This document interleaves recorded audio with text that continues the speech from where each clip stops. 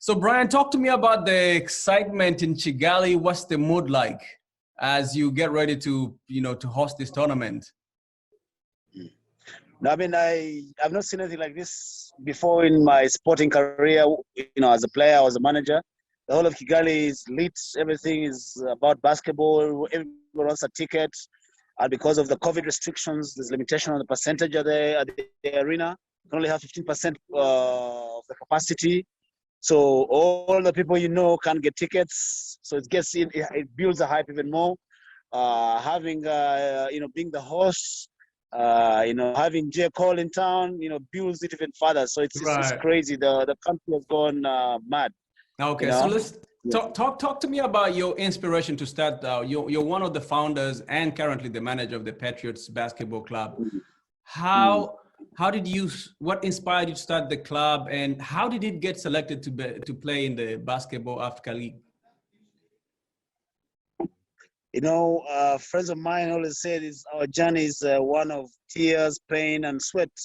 So, it's just a bunch of friends coming together for fitness, like you guys are doing down in DC, just to play for fun, keep in shape. But, after some time, we said, look, what else can we do for the game? Can we get into the league and maybe change a few things, go changing how the, professional the league is run, what times the games are, can we introduce Friday night lights? Can we bring prime time? Can we bring, fans to the arena? When we started, there was, no people actually watching these games.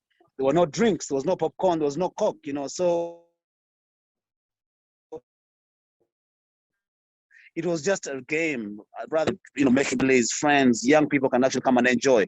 So it's been a tough journey. It started in 2014. And I think when this whole concept of trying to introduce the league, the NBA league out of the US started, we were just, we're champions in the local league, but they told us if we were champions the coming year,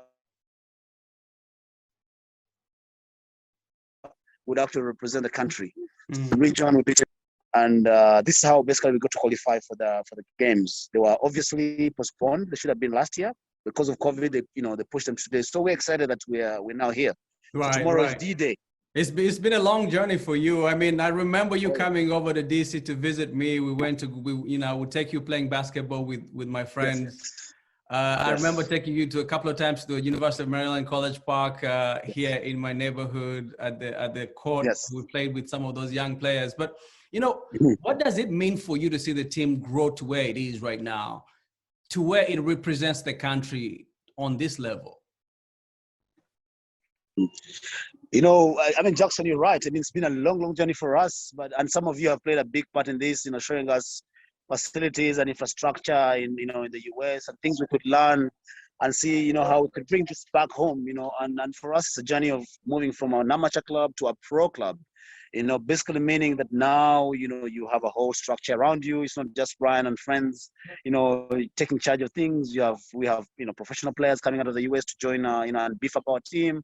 We have players picking up salaries that they would never otherwise have picked up. We have a whole structure of, CEO or COO, people who actually run the organization. So for us, or rather for me, to see this come to this stage is I mean, I don't know. It's like, how your wife gives you the first child, or it's like when you get your first job, or when you marry, those first. This is one of those, remarkable achievements, monumental.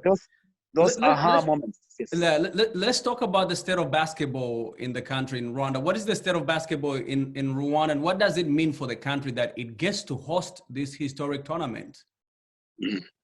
I think, again, it speaks to the country. I mean, Rwanda has been ready for things like this, not just in the sporting world, but I mean, every other sphere in terms of the leadership, what do you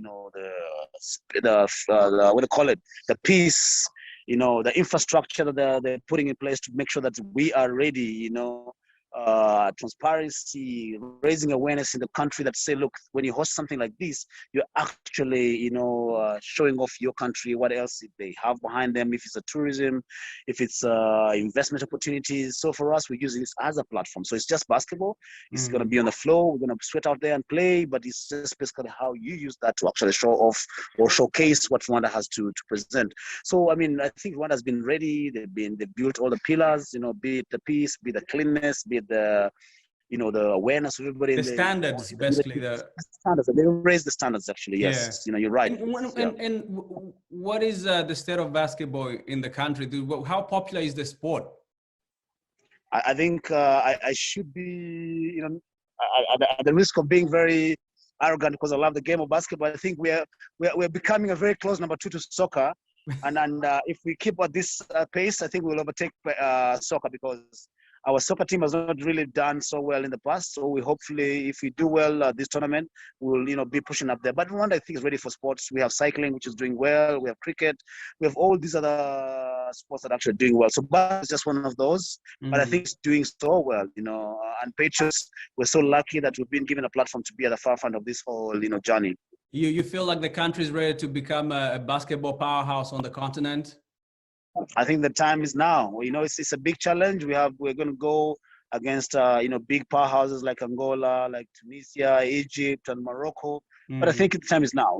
We just have to. You only test yourself against the best, and those are the best. They're in Rwanda, and we just have 2 weeks to come to the table. Right. I know the Basketball Africa League was supposed to happen last year, but it was postponed or canceled because of the pandemic. How hard was it for you to manage the team and prepare for this tournament during this pandemic?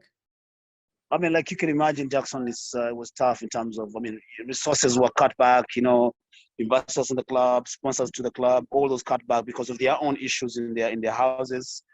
We had players in country because when it was postponed in March, I'd actually brought in all my imports. I'd already brought in my coaches. We were housing them, we were feeding them, we're getting them ready for the championship. I'd signed contracts with all the 12 players and the coaches. So, breaking those contracts, ensuring that everybody is happy, keeping them, ready for, what is actually after 12 months, that we're going to play after 12 months, was a challenge. But, keeping everybody interested in the game, I think that was a critical point. It's not to give up because you could have easily given up. I could have walked away, they could have walked away. But I think we kept the hope, the dream and said, look, guys, whenever this opens up, I think we'll be there. So I think our biggest challenge was, yes, resources, but I think keeping the love of the game, at its best. Keeping it going. Keep it going. And I think we did well. And there's a couple of guys behind me, behind the organization that played a critical role to keep us here. And I think, we were here tomorrow again. Like I say, it's day. So it's going to be worth the wait. So let's see how we play out.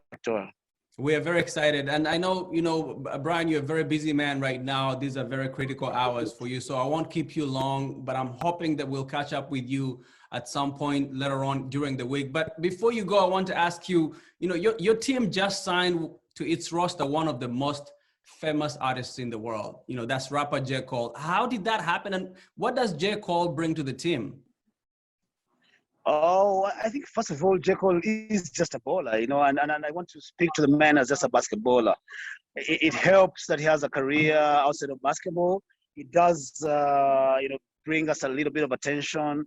But I think for me, what was most important when I was negotiating his engagement with us was more about the love for the game and the ability for him to come to the continent and play for Rwanda, play for Patriots, don my jersey. I think that's, for me, speaks to the world to say, you know what, we are ready to attract the best of the best. We are ready to attract the top talent.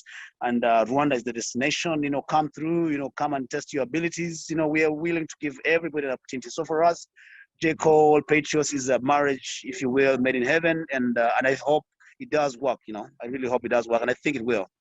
Really proud of you, Brian. And I want to tell you that I'm about to go start playing basketball with my friends. We are going to be streaming J. Cole's album. We have a big speaker when we are playing. So, shout out to you and your teammates. Thank you. You guys will be watching on you. And, big up, my brother. Appreciate you, Jackson. Thank you so much. All right, anytime you want to talk to me through your tournament, I'll be ready. Thank you. Absolutely. Will do. All right. Cheers. Okay. All right. Pleasure. Good.